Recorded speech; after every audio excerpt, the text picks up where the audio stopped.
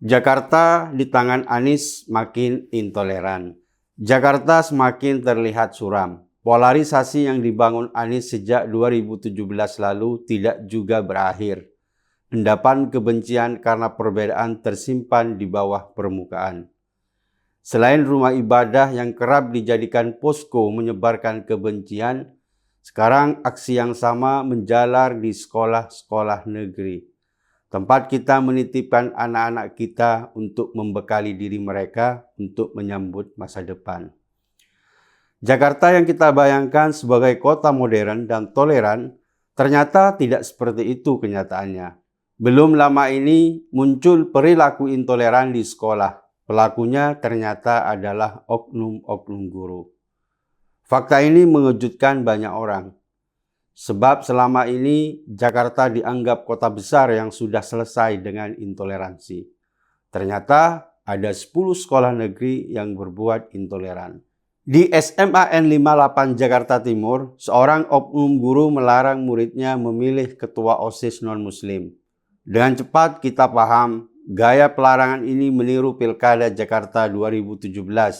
Mungkin guru itu terinspirasi pada kasus kebencian berbau sara yang diserangkan kepada Ahok dulu. Efek dari politik identitas itu merembes sangat jauh, sehingga seorang guru perlu mengarahkan muridnya untuk memilih ketua OSIS yang seagama. Ini tentu tindakan berlebihan dan menjadi contoh yang buruk. Mereka yang semestinya diajarkan keberagaman malah dibentuk untuk menjadi pribadi yang intoleran. Sementara di SMAN 101 Jakarta, ada murid non-muslim yang diwajibkan memakai jilbab saat hari Jumat. Alasannya adalah penyeragaman pakaian sekolah.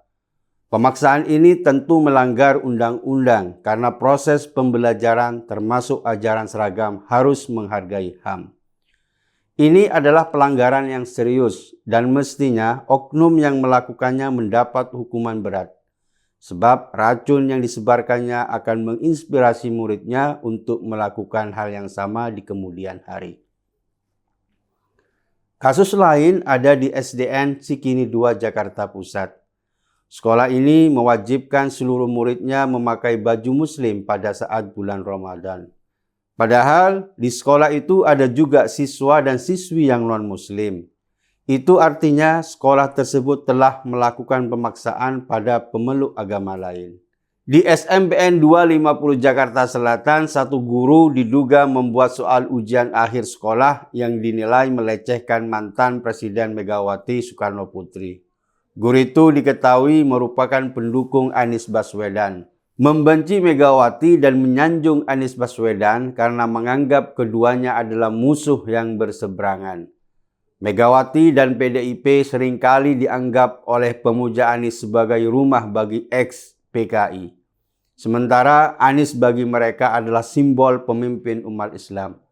Dan celakanya, penilaian hitam putih ini ditularkan pada murid-muridnya. Intoleransi yang terjadi di Jakarta ini merupakan tanda kegagalan Anies dalam memulihkan polarisasi yang terjadi. Anies yang naik sebagai gubernur dengan menggunakan politik identitas itu justru malah memelihara kelompok yang telah mendukungnya naik ke puncak kekuasaan itu. Kasus ini tidak boleh dibiarkan berlalu tanpa tindakan tegas. Sekolah negeri yang memaksa muridnya harus mendapatkan hukuman setimpal. Para oknum guru yang menjadi sales fanatisme harus dijauhkan dari para murid. Bisa jadi kelak ketika kasus ini sudah tidak ramai lagi, para oknum itu akan mengulangi perbuatannya. Kita harus melindungi anak-anak itu dari predator agama, agar mereka tidak menjadi generasi gagal yang membebani negara.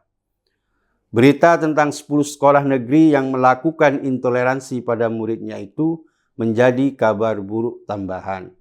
Mengingat Jakarta di tangan Anies telah mengalami kemerosotan dalam banyak hal. Jakarta harus dikembalikan sebagai kota metropolitan yang menampung segala perbedaan. Apalagi simbol politik identitas itu akan segera berakhir jabatannya. Jakarta bisa kembali menjadi dirinya sendiri. Jakarta yang plural, damai, dan menghargai perbedaan.